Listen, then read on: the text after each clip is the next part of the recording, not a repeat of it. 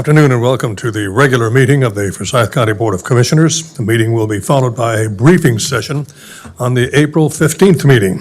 We'll begin our meeting with an invocation from President Gregory Scott, Church of Jesus Christ of Latter-day Saints, followed by the Pledge of Allegiance by Commissioner Gloria Whisenhunt. Please stand if you can. President Scott, you may begin at any time. Thank you. Let us pray together.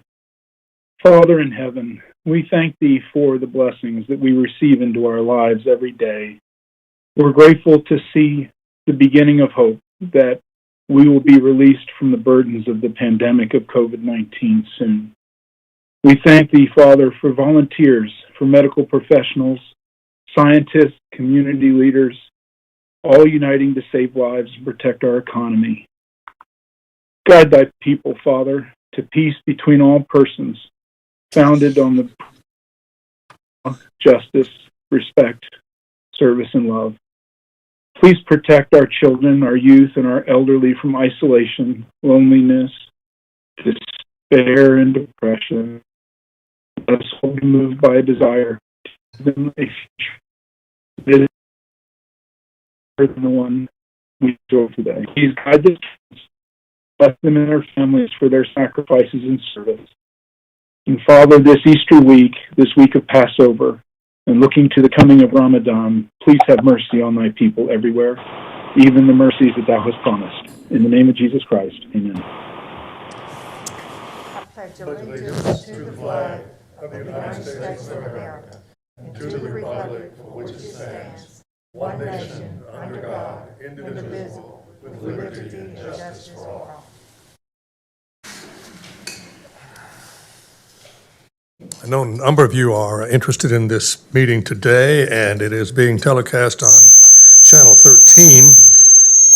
The citizens who are interested, we have a little feedback here. I don't know where that's coming from. Let's see if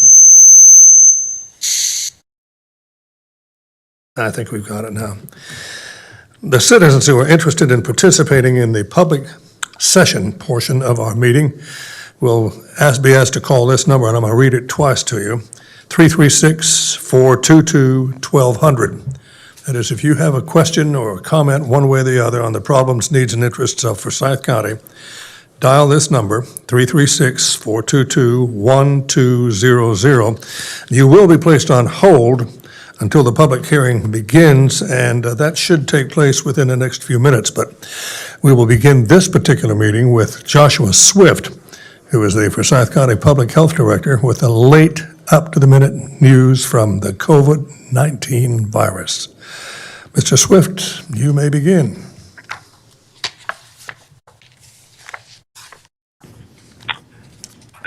Thank you, Commissioners. Good afternoon. Our presentation, I will start with the numbers of the total cases per on 30/31 is 33,358 cases. Our cases over the last 14 days is 641, and our average cases per day is 46. Our total deaths are 361. So you can see from this chart, looking at our lab tests and cases since the beginning of the pandemic, you can see that our number of cases is obviously down, as well as the total number of lab tests per week is down, but we're also seeing a lower percent positive. The next chart shows the number of Forsyth County residents who are hospitalized due to COVID-19 in Forsyth County hospitals, and this number is now in the 30s and staying in the mid-30s, which is a great number compared to where we were last summer. You can see this next chart shows the number of deaths that we've seen over the year. This is just looking at a snapshot from 12/26 to March 27th, and this is just week over week, and you can see that our numbers have sort of leveled off with only 2 deaths in the last week. This next chart, we're talking about our vaccinations. The number of individuals that are fully vaccinated in Forsyth County is just under 17% of the total population, 64,675 individuals. And as of March 30th, 90,552 residents are at least partially vaccinated, so almost 24% of the Forsyth County population. The vaccines administered by the Forsyth County Department of Public Health, we have now crossed into the over 70,000 total doses. 70,112 total doses that the Department of Public Health has administered, and 35,027 individuals have completed their vaccine series. That means they've either had 2 doses of Moderna or 2 doses of Pfizer, or at least 1 dose of Johnson & Johnson. Next, you can see it further broken down, the Forsyth County population that is fully vaccinated. Of those 17%, when you look on the left-hand column, you can see the age breakdown. We're at just under 18% of those 50 to 64 have received the vaccine. 53% of those 65 to 74 have received the vaccine, and those over 75 is 56.5%. I will point out, as we're moving next week into all individuals, all adults will be eligible. We really are striving. We're getting good numbers in the 65 and over from when we started early on with the second group. But it's that 25 to 49-year-old, I think that's where our next greatest effort is going to be in our education and outreach to individuals in that age group. So you can look on the right-hand side of the screen when you look at the race of those that are fully vaccinated. You can see that 11% of African Americans in Forsyth County are fully vaccinated. 19.6% of Caucasians are partially or fully vaccinated, and 6% of Hispanic individuals are fully vaccinated.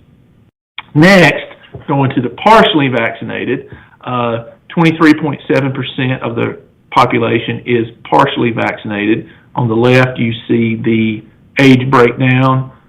Again, you can see by age we have 65 and over, well covered. 2/3 of both of those age brackets are partially vaccinated. 30% of 50 to 64-year-olds. But again, that 25 to 49-year-old range, 22% are partially vaccinated. So I see, needing to really work, and that's going to be, that's the later groups to be eligible. So the individuals over 65 had a head start, rightfully so, because that's where there's more risk of severe illness. But we got to get that 25 to 49-year group caught up. Next, you can look on the other side of the race. You can see 17.5% of African Americans in Forsyth County are at least partially vaccinated, 26% of Caucasians, and almost 12% of Hispanics. The last slide, looking at vaccine eligibility. April 7th, the state rolls into Group 5, which means all adults are eligible for vaccine, and our allocations for this week and next week are 2,340 doses of Pfizer.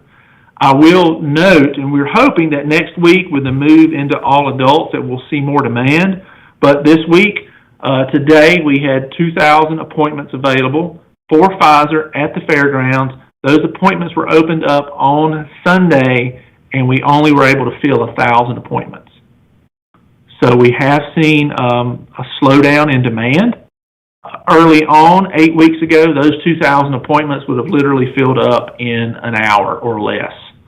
So we are seeing a slowdown in demand. We're also seeing, though, that there's more options available for people to get the vaccine, with more and more pharmacies and other providers coming online. And we're hoping to, in April, see more vaccine. And we're hoping when everybody's eligible, all Group 5, all the other groups, that we will see an uptick and we'll know more really over the next 2 weeks. Be happy to take any questions. Questions for Mr. Swift? Comments? Good news today, Mr. Swift. Thank you very much. The next item on the agenda is a public hearing. It's the first of a number of public hearings we're going to have this afternoon regarding the issuance of not to exceed $12 million worth of Public Finance Authority Security Revenue Bonds, Series 2021, for the benefit of the Young Men's Christian Association of Northwest North Carolina. Ashley Sloop, Clerk to the Forsyth County Board of Commissioners, have you received any comments in favor or in opposition to this matter? No, Mr. Chairman. Thank you. I declare this public hearing closed. Do I hear a motion? So moved. Motion to approve by Commissioner Don Martin, Second. second by Commissioner Fleming Elamine. All in favor of the motion, say aye. Aye. Opposed, motion carries unanimously. Next item on the agenda is the public hearing on the Doral Drive Renolda Road Interchange Plan. Ashley Sloop, Madam Clerk, have you received any comments in favor or in opposition to this matter? No, Mr. Chairman. Therefore, I will declare this public hearing closed. Do I hear a motion? So moved. Motion to approve by Commissioner Don Martin, Second. second by Commissioner Fleming Elamine. All in favor, say aye. Aye. Opposed, motion carries unanimously. Third item on the agenda, a public hearing on an ordinance amendment to amend Section 2012-2 of the UDO pertaining to traffic impact study standards. The first speaker is David Reed of the Planning and Development Offices. Mr. Reed, please review the request. Yes, sir. Mr. Chairman, members of the board.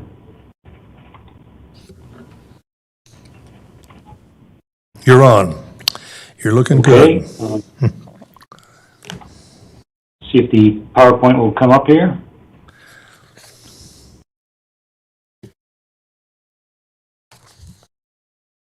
There we All go. right, can you see the PowerPoint?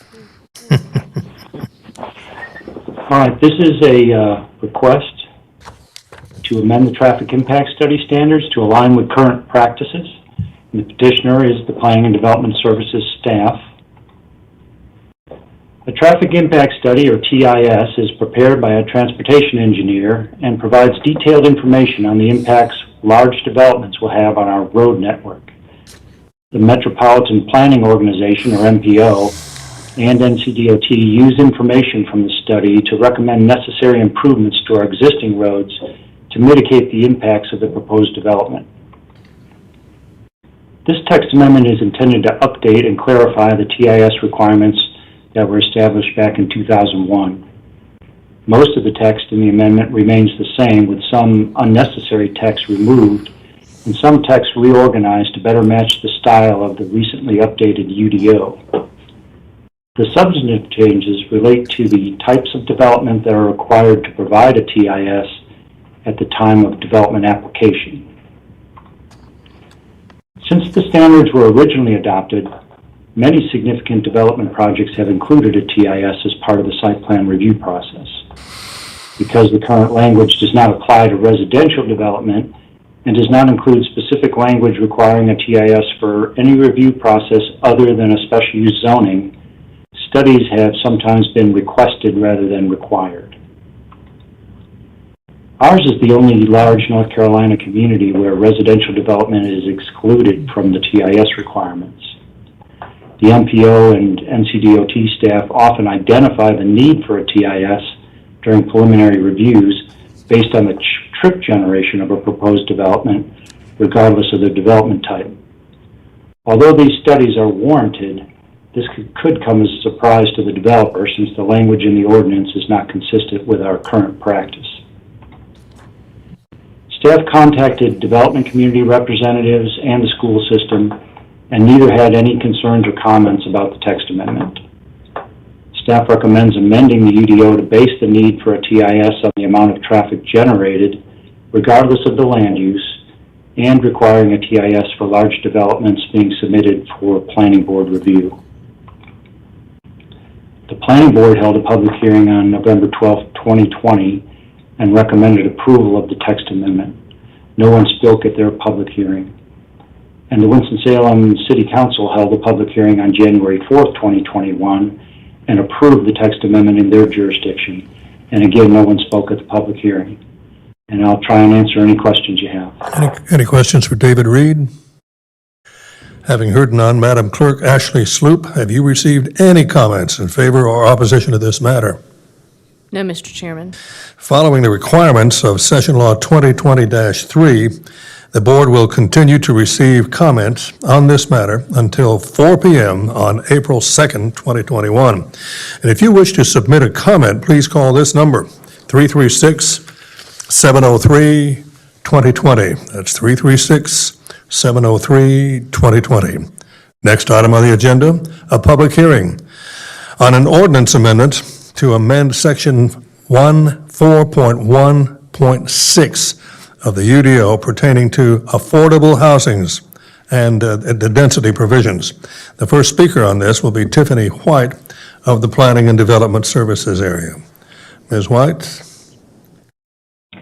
Good afternoon, Mr. Chairman and Commissioners. Let me get my PowerPoint started here. Good. All right, so there we go. This is UDO CC7, which is a request from Planning and Development Services staff to amend the UDO bonus density for affordable housing provision and the alternative parking incentives. As part of its current work program, the Planning Board asked staff to review the UDO bonus density for affordable housing provision, which has been in the UDO since its inception in 1994, but has never been used. In addition, the 2018 Winston-Salem-Forsyth County Housing Study and Needs Assessment also recommended reevaluating this provision to see whether modifications could encourage its use. Currently, the provision allows for the following. For duplex or multifamily units, a 25% density bonus if 40% of the units are set aside for residents making less than 60% of the area median income, or AMI, or a 20% if 20% of the units are reserved for residents making less than 50% AMI. For single-family residential developments, it's a 25% density bonus if 25% of the units are sold or rented to residents making less than 80% AMI. Planning staff reached out to local affordable housing developers and the Housing Authority of Winston-Salem for feedback on the current provision and for any suggested improvements. Staff also worked with the county and city's community development departments to review this provision, and we reviewed provisions of peer communities to look for innovative practices. According to the developers, bonus density can be a useful tool, but it's not been an incentive for inclusion of affordable units in our local market. They said that the real drivers of affordability were outside the scope of the UDO and include changes to stormwater regulations for projects within Winston-Salem, waived or reduced system development fees, and direct city or county funding for projects. The Community Development Departments and Housing Authority of Winston-Salem staff did identify some ordinance language that needed to be updated to better reflect current policies and local provisions. In addition to research on bonus density, it was indicated that another potential incentive to inclusion of affordable units in developments was a reduction in required parking. We determined that allowing parking reductions for multifamily units within a quarter-mile of legacy growth corridor or activity centers and within a quarter-mile of a transit line would further multiple planning goals. Such developments would only require one parking spot per unit, regardless of unit size, significantly reducing development costs and the land area needed for the development. Currently, there are no parcels in the county that would meet the requirements for this provision, although such parcels may exist in the future. After holding a public hearing in October 2020, the Planning Board unanimously recommended approval of UDO CC7, and City Council unanimously approved the amendment at its January 2021 meeting. And with that, I am available for any questions. Comments or questions for Ms. White? I have a Question from Commissioner Ted Kaplan. Does this allow more density in low-income housing? So the bonus density for affordable housing, if a new development came in, they could get an additional 25% if it was for single family, or for multifamily, 40 or 20% depending on the AMI, to build additional units if they set aside those units for people making below that income threshold. I mean, we have enough trouble with packing these affordable housing units. Is this going to exacerbate the issue of packing? Commissioner Kaplan, this is Aaron King. I'll just add to that. The standards that Ms. White just referenced, those are already in your UDO, and we're not proposing to change the metrics on those. A lot of what the first part of the amendment that Tiffany briefed is really changing a lot of the terminology, modernizing it. There were some things that were identified to us, as Tiffany mentioned, that were problems. But we're not upping the number of additional units. We're not tinkering with those standards at all. Those are already in your UDO. So just wanted to clarify that. So the 25% additional housing is not going to be 25% additional housing? Is that what you're telling me?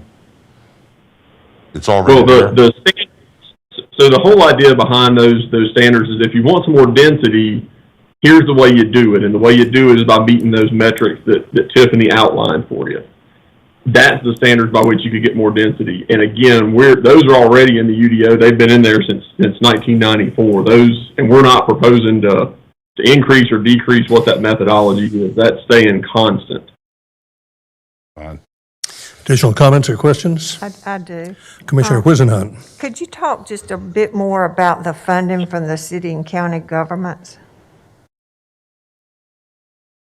Can you elaborate, Commissioner Wisenhunt, can you just elaborate on that, make sure we can get you a correct answer on that? In one of the slides, it mentioned, the developers mentioned funding from city and county government. Tiffany, do you want to hit that one? Yeah, so when we spoke to developers about what might help incentivize inclusion of affordable units in development projects, they said that one of the things that would help incentivize is direct municipal funding. Currently, the city has a provision where if there's an inclusion of some workforce level affordable housing units in a project, the city could help potentially fund part of that project if there was that inclusion. But this provision that we're discussing does not talk about increased funding for affordable units from city or county. It was just mentioned by the developers as being an incentive. Thank you. Additional comments or questions? Thank you all very much. Madam Clerk, Ashley Sloop, have you received any comments in favor or in opposition to this matter? No, Mr. Chairman. Thank you. Following the requirements of Session Law 2020-3, the board will continue to receive public comment on this matter until 4 p.m. April 2nd, 2021. If you wish to submit a comment, please call this number, 336-703-2020. 336-703-2020 for directions. The fifth item on this agenda is a public hearing on an ordinance amendment to amend sections 5-2, 2.30, 2.31, and 11.2 of the UDO pertaining to use standards and definitions for family group homes.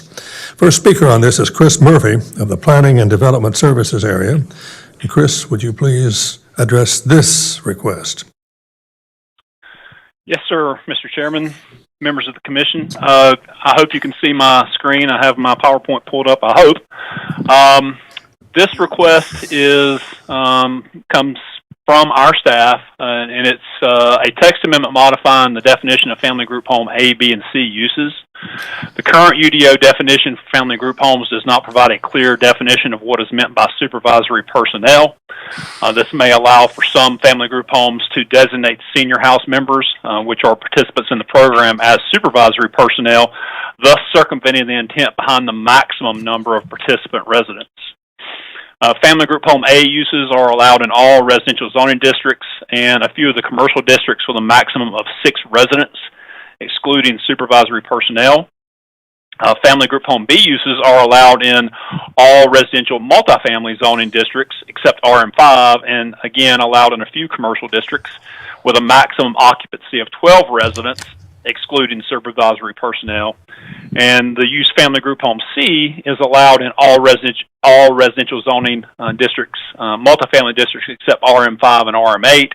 And again, a few other of the commercial districts with a maximum number of 20 residents, excluding supervisory personnel. This new definition in the ordinance does provide standards for classifying what is meant by the term supervisory personnel. In this context, supervisory personnel shall mean a person with any adequate licensing, such as a CNA, LPN, RN, MD, or similar medical or healthcare certification, who is employed by the transitional housing facility to provide for or supervise the needs of the residents and receives compensation for said care and supervision. In no case shall a resident of the facility undergoing treatment or receiving care be classified as supervisory personnel. Residents include, but are not limited to, handicapped persons, older adults, foster children, abused individuals, homeless persons, and those recovering from drug or alcohol abuse. The Planning Board did unanimously recommend approval of this item on December 10th of 2020, and staff does recommend approval of UDO CC9. And with that, I'll be glad to answer any questions that you may have. Any comments or questions for Chris Murphy on this matter? One question, Mr. Chairman. Flaming Elamine, yes, sir. Were there any public comments in relationship to this at your public hearing meeting? No, sir, there haven't been any comments either at the Planning Board, and I did neglect to mention that this has also been heard by City Council and has been adopted by them. I can't remember the meeting date, but no one commented publicly at the Planning Board public hearing or at the City Council meeting. Well, I'm curious, how many of those Group Home C categories do we have roughly in the city that you are aware of now? Family Group Home C, I'm not aware of any. I believe there are one or two Family Group Home Bs. I don't think there are any Cs that we have. Okay. Additional questions, comments? Thank you, Chris Murphy. Ashley Sloop, Clerk to the Forsyth County Board of Commissioners. Have you received any comments in favor of or in opposition to this matter? No, Mr. Chairman. Thank you very much. Following the new requirements of Session Law 2020-3, the board will continue to receive comment on this matter until 4 p.m. April 2nd, 2021. If you wish to submit a comment on this matter, call this number, 336-703-2020. That would be 336-703-2020. The next item on the agenda is a public hearing on an ordinance to name the unnamed road segment located off Blues Creek Road within the incorporated area of Forsyth County, Cruz Way. The speaker on this matter is Matthew Hamby of MAP Forsyth. Matthew, you're on. Yes, sir. Can you hear me okay? Yes, sir, clearly and loudly. We received a request to name the road for this citizen. They were having a conflict with Blues Creek Road as it went into the Guilford County. Two briefings ago, the question was asked if this was close to the Guilford County line, and her property is about approximately 3 miles from the Guilford County line. Here you can see the location of where Cruz Way would be located along Blues Creek Road. Staff has met the requirements of General Statute 153A-239.1, which is posting in 3 public places and mailing out letters to the post office and the library nearest the location of the road naming. I'd be happy to answer any questions you may have about this naming. Questions or comments for Mr. Hamby? Were they having trouble of getting emergency services to the right location? I think her problem was receiving packages. Her address was duplicated along Blues Creek Road, so as you, in Forsyth County, as you travel north along Blues Creek Road, our range numbers are increasing, and then when you hit the Guilford County line, the numbers stop and then they start to decrease. So her address number was duplicated along the same road. Okay. Additional comments, questions? Thank you, Mr. Hamby. Madam Clerk, Ashley Sloop, have you received any comments in favor or in opposition to this matter? No, Mr. Chairman. Thank you. Following the requirements of Session Law 2020-3, the board will continue to receive public comment on this matter until 4 p.m. April 2nd, 2021. And if you wish to submit a comment, call this number, 336-703-2020 for directions. 336-703-2020 for directions. The next item on the agenda, Commissioners, is approval of minutes for the meeting of March 18th, 2021. Do I hear a motion? So moved, Mr. Chairman. Motion to approve by Commissioner Fleming Elamine, Second. second by Commissioner Tanya McDaniel. All in favor, say aye. Aye. Opposed, motion carries unanimously. Just before this meeting began, Commissioner Ted Kaplan looked out in front of us and smiled and said, "I haven't seen this many people at a meeting in a long time." So if you haven't done anything else, folks, you've made Commissioner Kaplan a happy man. And we're going to tell you why in just a moment. The next item on the agenda is a resolution recognizing Forsyth County's 911 telecommunicators and emergency services and the Sheriff's Office during National Public Safety Telecommunications Week. And as you can see, the Vice Chairman of the County Commissioners, Don Martin, has taken his place in front of the podium. The following staff members, would you please come forward to receive this resolution? Services Director for Emergency Services, Herb Swaim. There comes Herb. Major Robert Settles of the Sheriff's Office. Captain Tommy Bowman of the Forsyth County Sheriff's Office. And Ashley Conrad, the Sheriff's Office Telecommunications Supervisor. Good to have you with us. Delighted and proud to have you receive this, and Chairman Martin, you may begin. Thank you, Mr. Chairman. This is the resolution recognizing Forsyth County's 911 telecommunications and emergency services and the Sheriff's Office during National Public Safety Telecommunications Week.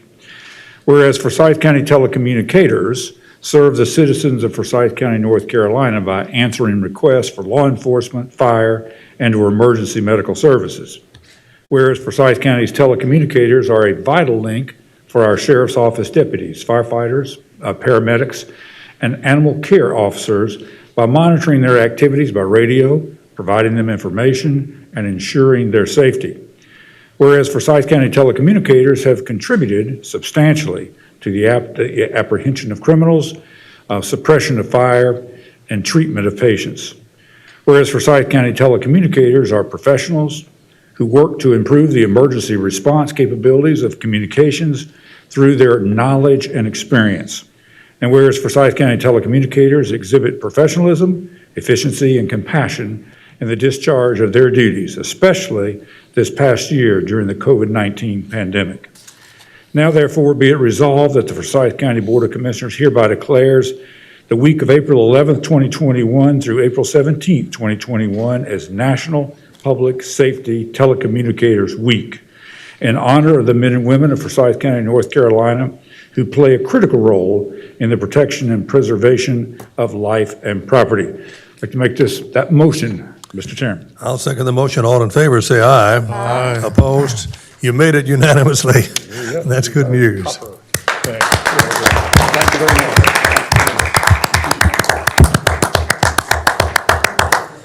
We have some RIPs in the audience still, really important people. And we're going to begin this item with a resolution recognizing April 12 through 16, 2021 as the Week of the Young Child in Forsyth County. And the following members come forward to receive this resolution. The person who heads up Forsyth Technical Community College, Dr. Janet Spriggs. Teresa Beam from the Winston-Salem Forsyth County School System. Louis Finney Jr. from Smart Start. Bob Fikema from Family Services, one of the really good organizations in Forsyth County. And Vivian Stevens from Family Services. If you come up and join Commissioner Don Martin, who's just as busy as he can be. He loves to do this.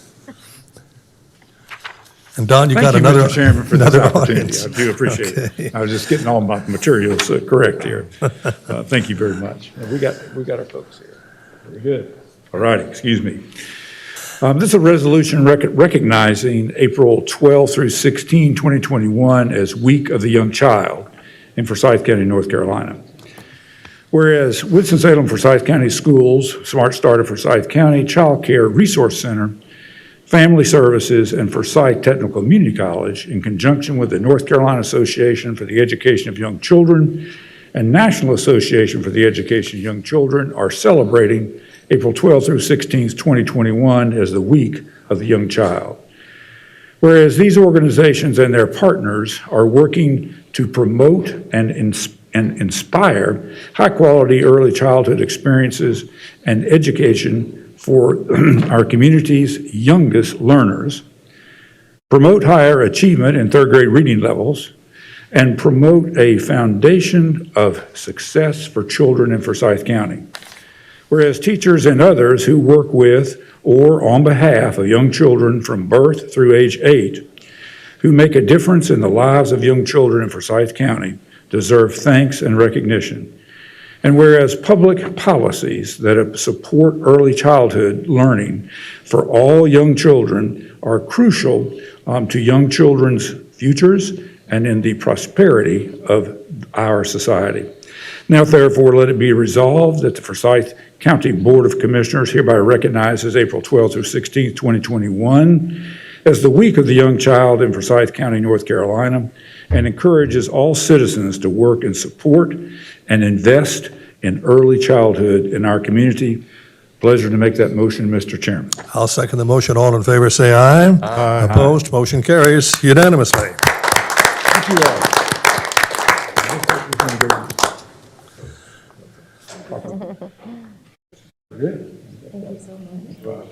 And while all return to their seats, I would ask Vice Chairman Martin to show your teeth. We're good.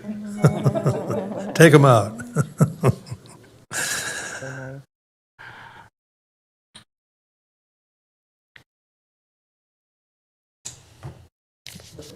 That was my smile. The next item on the agenda is a resolution recognizing April 2021 as Child Abuse Prevention Month in Forsyth County. John Thacker from the Department of Social Services is joining us virtually to receive the resolution. I hope, Mr. Thacker, you are there. I'm here, Mr. Chairman. Thank you, sir, and I'll turn the meeting again over to Vice Chairman Martin to read the resolution. Thank you, Mr. Chairman. This is a resolution recognizing April 2021, the entire month, as Child Abuse Prevention Month in Forsyth County, North Carolina. Whereas in federal fiscal year 2019, approximately 2.4 million reports were made to Child Protective Service agencies across the country. Whereas child abuse and neglect are serious problems affecting every segment of our community, and finding solutions requires input and action from everyone in our community. Whereas our children are our most valuable resource and will shape the future of the world and Forsyth County. Whereas child abuse can have long-term psychological, emotional, and physical effects that have lasting consequences for victims of abuse. Whereas protective factors are conditions that reduce or eliminate risk and promote the social, emotional, and developmental well-being of children. Whereas effective child abuse prevention strategies succeed because of the partnerships created between child welfare, education, healthcare, community faith-based organizations, businesses, and law enforcement agencies. Whereas communities must make every effort to promote programs and activities that create strong and thriving children and families. Whereas we acknowledge that we must work together as a community to increase awareness about child abuse and collectively advocate for the social, emotional, and well-being needs of children and families to thrive in safe, stable, and nurturing environments. Whereas prevention services, community-wide education, and proactive partnerships are productive strategies to address child abuse in our community.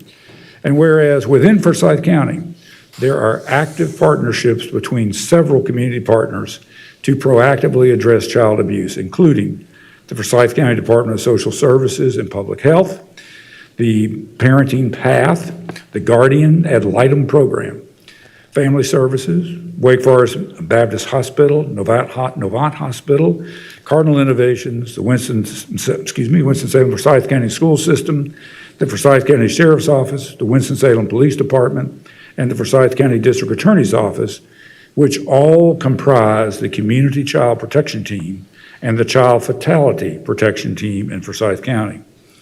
Now therefore be it resolved that the Forsyth County Board of Commissioners hereby recognizes April 2021 as Child Abuse Prevention Month in Forsyth County and encourages all citizens, community agencies, faith-based groups, and medical facilities to increase participation in the efforts of the Forsyth County Department of Social Services to prevent child maltreatment and strengthen the communities in which we live.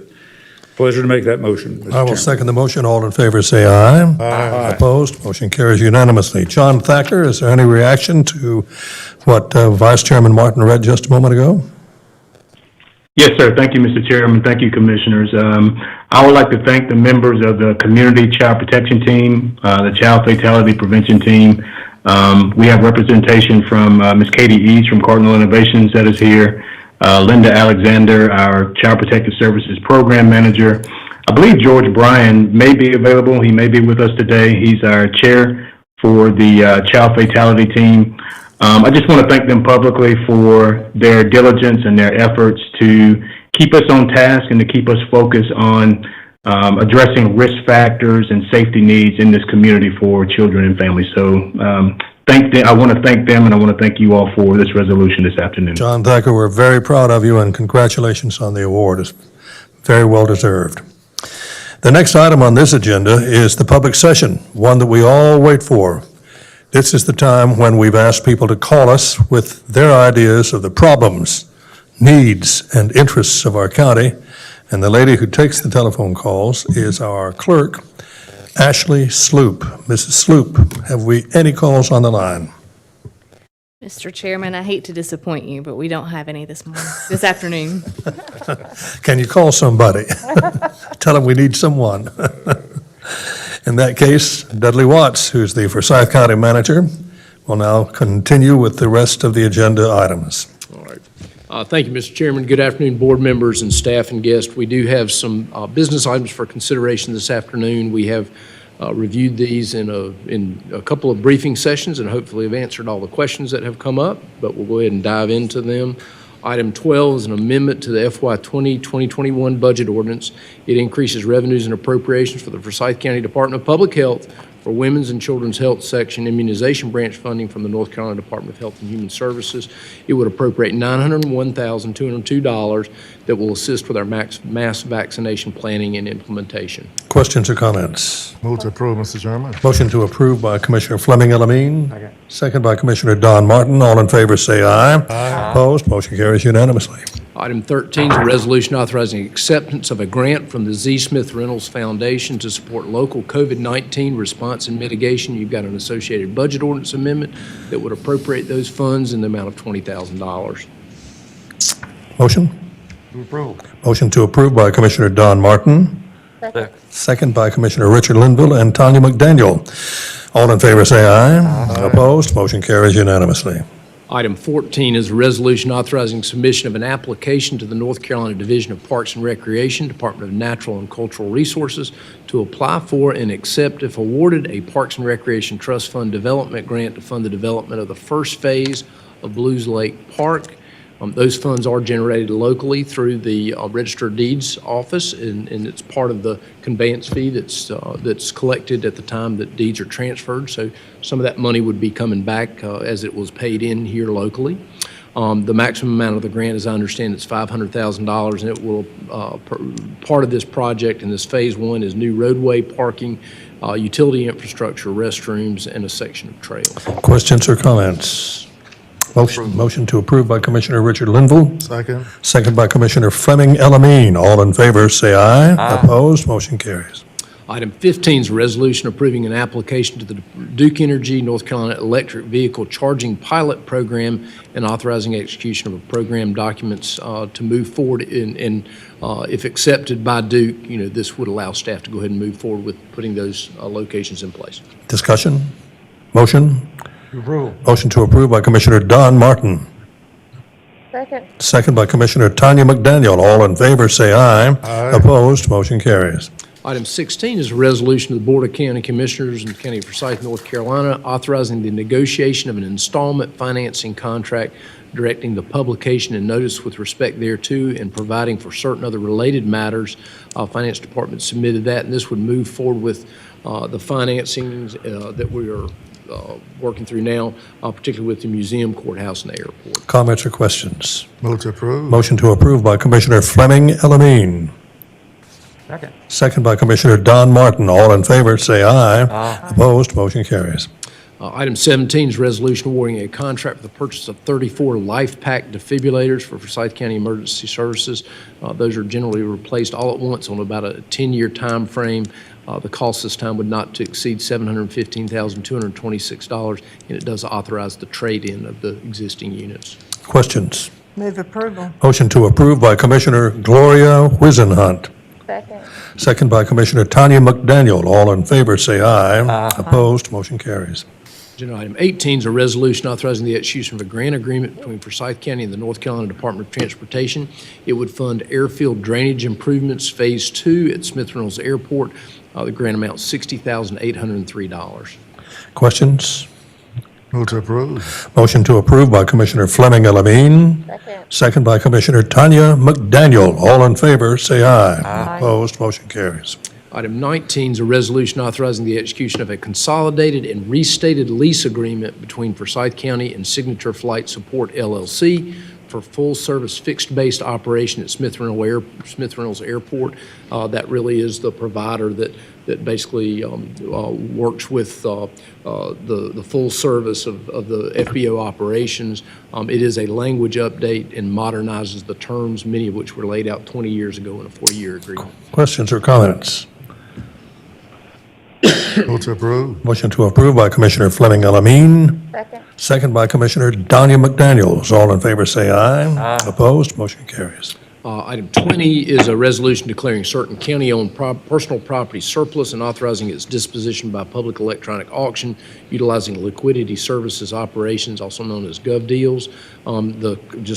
So that folks know, the auction would begin April 12th and would conclude April 26th. Discussion.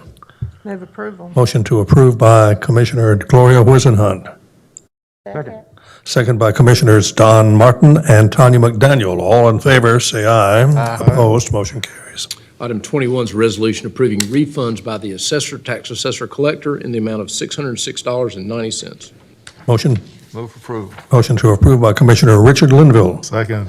Second by Commissioner Fleming Elamine. All in favor, say aye. Aye. Opposed, motion carries. Item 22 are the reports. You've got a number of them. You've got the tax assessor collector refund under $100, the human resources report for the month of January 2021 and February 2021, the contribution-based benefit report, and you've got two of those for acceptance. Motion? Move to receive reports. Motion to receive reports from Commissioner Richard Linville.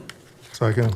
Second by Commissioner Fleming Elamine. All in favor, say aye. Aye. Opposed, motion carries unanimously, and we have an added item on the agenda today. We actually have a couple of added items. Item 23 is the proclamation that you awarded officially last Thursday to Dan Cornelis on the occasion of his retirement as the Forsyth County Community and Economic Development Director. Dan's last day was yesterday, and at the very end of the day, I went over there and bid him farewell, and we both reminisced a little bit, and it was both glad and sad at the same time. And Dan has served this community amazingly well through the years, and it's wonderful to see somebody who's put that much of their professional life and passion, frankly, into their job over this time. But at the same time, it's a little sad. I'm going to miss him, and I think we both felt that. Is that what the resolution says? That's what the resolution says. Something like that. I'm going to miss you. Do we have a motion? I do. Motion to approve by Commissioner Don Martin. Second. Second by Commissioner Fleming Elamine. All in favor, say aye. Aye. Opposed, motion carries unanimously. And then the last item is an item that you have a hard copy in front of you. It's actually not on the agenda, and I would just ask that you indulge the manager in this particular item. It is a resolution ratifying and authorizing execution of an interlocal agreement between Forsyth County and the town of Walkertown for use of premises. It's one of those things, a number of years ago, we reached out to towns as we were building our community policing work, and basically said, it would be important for us and for the towns to house these officers and give them basically a desk and a place to to be. And so the Sheriff Schatzman at the time actually reached out and across all the municipalities, they were very accepting of that. Even the little town of Tobaccoville provides us a space. And that has gone pretty well, and frankly, I do not think we have any real written agreements with any of the towns. As sometimes happens, I think there was some dust up a little bit in Walkertown mostly around parking. And some concerns that maybe the deputies or other county vehicles who might have been there, weren't parking in the right place. That sort of triggered a series of events where they wanted to have an official agreement, and we all got involved in that. And then I said it to somebody, when you negotiate with somebody who's giving you something, when you ask for something, that sometimes isn't received exactly the right way. And so we've sort of gotten to a point where we need to do something with this. There is sort of the last and final offer of what is an acceptable agreement that you have in your packet, and you'll note that it has been signed by the town. And the agreement, and I'll let the county attorney mention, I think we all agree it's legally deficient. It's not what you would want to have in an agreement like this, but and so it's not something we can give you and say this is exactly the way we would have it, but it is the best we can get from the town of Walkertown. In the manager's opinion, it's a fairly small matter, and I would ask for indulgence in just authorizing us to go ahead and have me sign it. We've got bigger issues to deal with the town of Walkertown, particularly around funding for the fire departments and things like that. I'll turn it over to Gordon to kind of talk through it as well. Yeah, I'll just very briefly add to that it is a legally deficient document, and there were a couple simple changes we requested of the town, but they refused to make any changes whatsoever. So there's really no protection for the county in terms of any term. It doesn't even say it's for zero rent. As the manager indicated, there was an issue about parking apparently, so now they reserve the right to tow our cars without telling us. And so it's just things like that. So, I certainly can't recommend this agreement, but as the manager said, if you approve it, that's the way we'll go. Commissioners, any comments or questions? Yeah, we got a yeah from Commissioner Ted Kaplan. I'm sorry, but this is okay. ridiculous. They want to tow our sheriff's vehicles. Let me think for a minute. This is supposed to be payback for the administrative fees, my guess, and I'm just guessing because it came up during the last election. I can't support it. I wish it was baked a little longer in the oven, but this is not something I can get along with, and maybe Walkertown can figure it out someday. But I like that term, baked a little longer in the oven. That's good. Yes, ma'am, Mrs. Wisenhunt. Do you all have any idea how often this occurs? I mean, is it a every day, every week occurrence? Is it once a year? I don't. My sense is it happened one time, and maybe the person who was doing it maybe isn't even there anymore. But so I don't think it's a huge issue.